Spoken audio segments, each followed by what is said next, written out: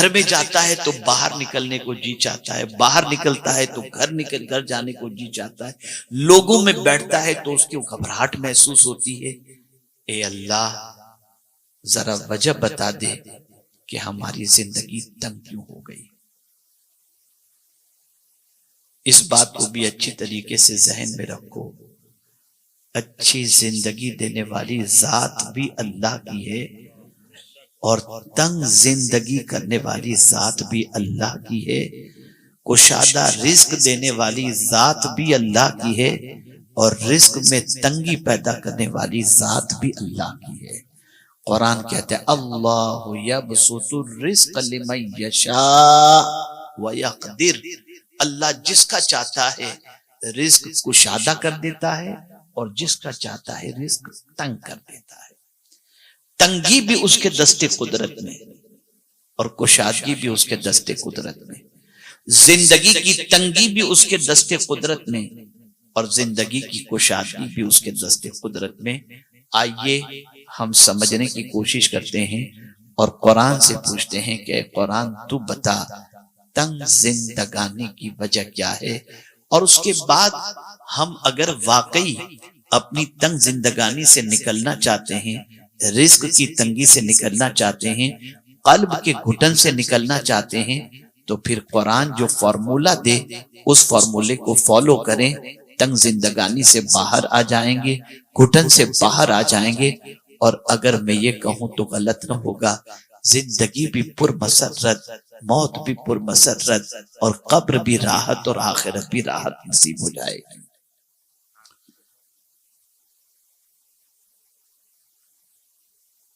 तवज्जो चाहूंगा,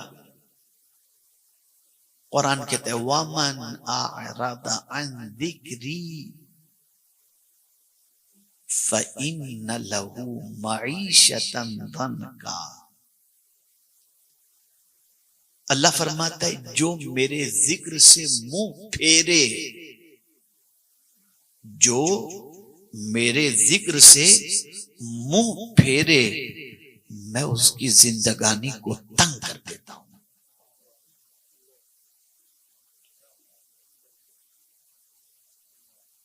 क्या मुराद है जिक्र से? तो मुफस्सिरीन के 3 अक़वाल मौजूद हैं। पहला कौल कुरान शरीफ कि जो कुरान से मुंह मोड़े अल्लाह उसकी जिंदगानी को तंग कर देता है। दूसरा कौल है जो इस्लाम से मुंह मोड़े अल्लाह उसकी जिंदगानी को तंग कर देता है। तीसरा कौल है जो मदीने के ताजदार सल्लल्लाहु अलैहि वसल्लम से मुंह मोड़े अल्लाह उसकी जिंदगानी को तंग कर देता है। अब कुरान की रोशनी में ये बात अच्छी तरह समझ में आ गई कि हमारी जिंदगानी के तंग होने की वजह कुरान से मुंह मोड़ना है। मेरे प्यारे आका सल्लल्लाहु अलैहि वसल्लम के प्यारे दीवानों, कुरान अल्लाह की वो किताब है कि इस किताब से जो भी मुंह मोड़ेगा उसकी जिंदगी को अल्लाह तंग कर देगा। और जो इस किताब से मुंह मोड़ने की बजाय इस किताब की तरफ अपना मुंह करेगा, दिल करेगा, तो अल्लाह उसकी जिंदगानी में इतनी बरकत अता कर देगा कि वो जमीन पर होगा, उसके करीब होने वाले को वो बरकतों से माला माल कर देगा। और जमीन के अंदर जाएगा तो जमीन के अंदर जाने के बाद भी उसकी बारगाह में अगर कोई आए तो उसको भी बरकतों से वो माला माल कर दिया कर। सुभान अल्लाह। जिंदगानी तंग हो चुकी। वो किताब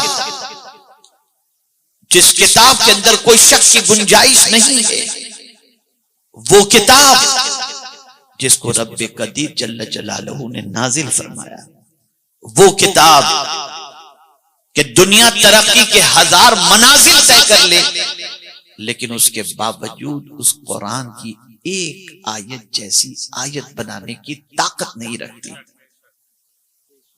और उस किताब को देखिए तंग जिंदगानी की बात है ना, समझ में बात आ जाएगी। जब मेरे करीम को ये किताब नाजिल करना हुई, जगह कहां नाजिल की जाए ये किताब, तो कुरान कहता है लौ अंज़लना हाज़ल कुरआन अला जबल लरअयतहु खाशिअन मुतसद्दिअन मिन खशियतिल्लाह। अगर इस कुरान को हम पहाड़ पर नाजिल करते तो तुम देखते कि पहाड़ खशियत रब्बानी की वजह से रेजा रेजा हो जाता। पहाड़ थोड़ा सा सोचो कितना मजबूत होता है, कितना बड़ा होता है। किसी पर्टिकुलर एक पहाड़ का तस्करा नहीं, मुतलक पहाड़ की बात है। अब दुनिया का जो सबसे बड़ा पहाड़ हो, चाहे वो एवरेस्ट ही क्यों ना हो, अगर उस पर मेरा मौला कुरान को नाजिल करता तो अल्लाह की खशियत की बुनियाद पर तुम देखते कि पहाड़ रेजा रेजा यानी सुरमा बन जाता, खाक में तब्दील हो जाता। तो मौला जब तेरी किताब की इतनी ताकत है तो जरा ये बता इस पहाड़ से भी ताकतवर कौन सी चीज है जहां तू ये किताब नाजिल करना चाहता है। तो कुरान ही ने कहा अल्लाहु अकबर अला कल्बिक, रसूल आजम तुम्हारे कल्ब पर हमने अपनी किताब को नाजिल फरमाया। तो पहाड़ से भी ताकतवर अगर कोई चीज है तो वो मदीने के ताजदार का दिल है, अल्लाह के रसूल सल्लल्लाहु अलैहि वसल्लम का कल्ब अतहर। तंजील मिर रब्बिल आलमीन नज़ल बिही रूहुल अमीन अला कल्बिका, अला कल्बिका। रसूल आज़म सल्लल्लाहु अलैहि वसल्लम के कल्ब अतहर पर कुरान नाजिल हुआ।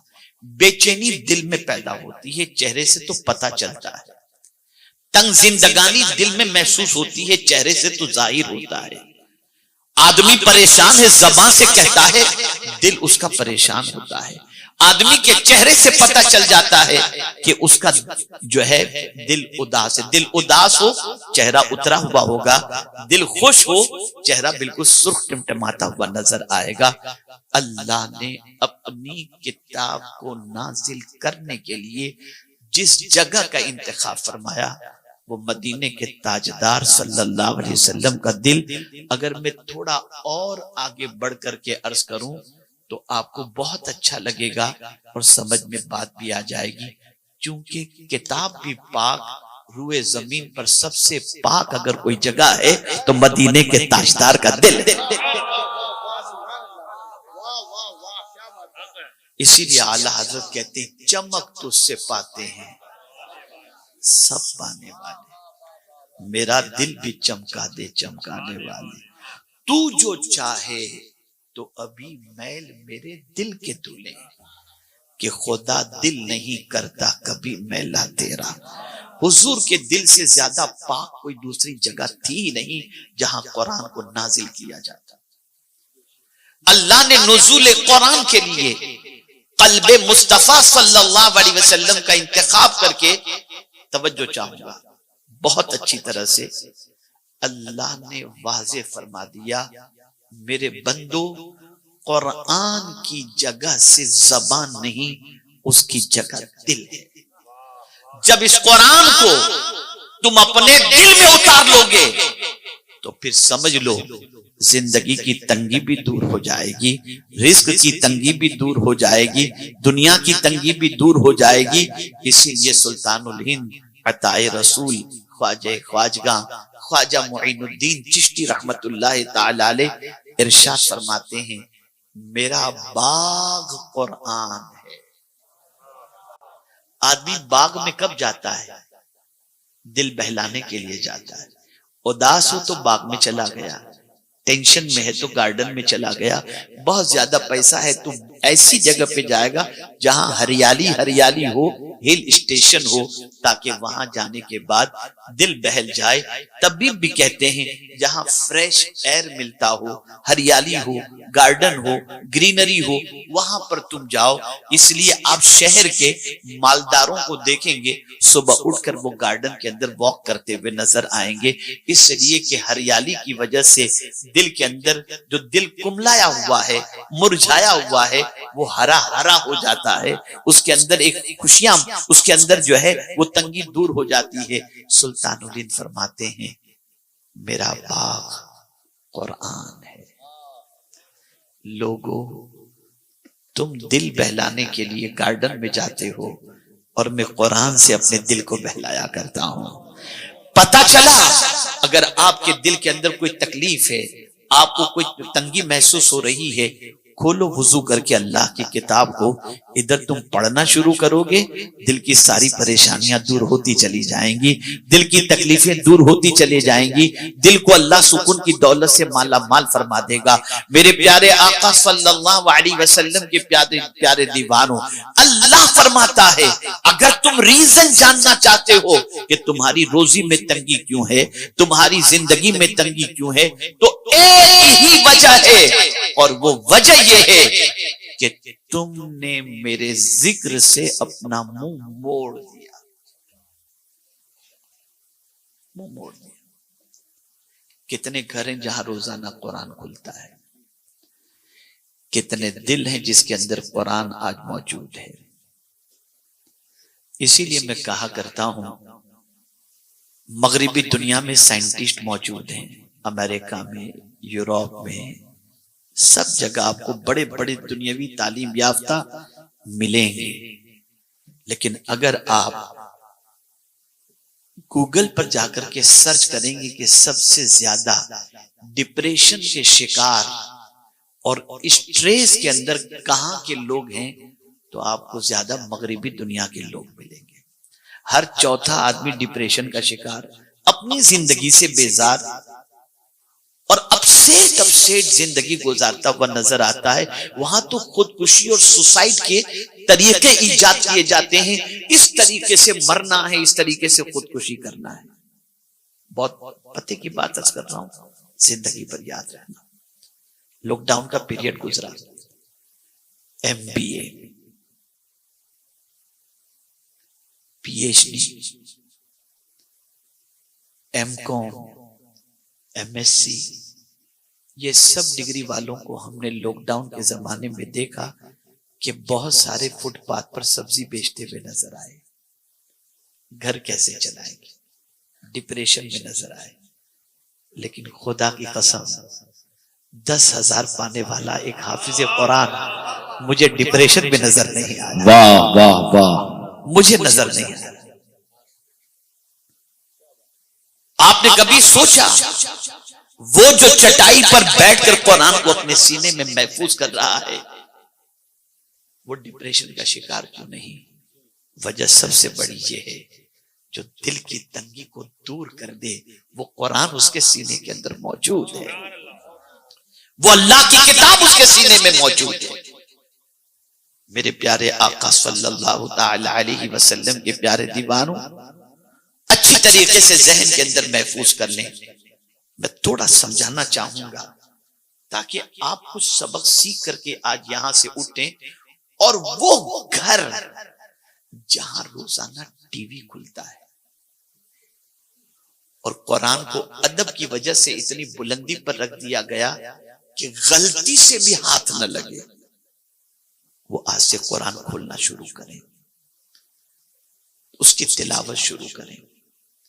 मेरे प्यारे आका सल्लल्लाहु ताला अलैहि वसल्लम के प्यारे दीवानों, कुरान कहता है वमन अअरद अन जिक्री फइन्न लहू मईशतन दनका। कुरान यहीं तक चुप नहीं हो जाता कि उसकी जिंदगानी तंग कर देंगे, बल्कि अल्लाह इरशाद फरमाता है वनहशुरुहु यौमल क़ियामत अअमा, और कयामत के दिन हम उनको अंधा उठाएंगे। अल्लाह,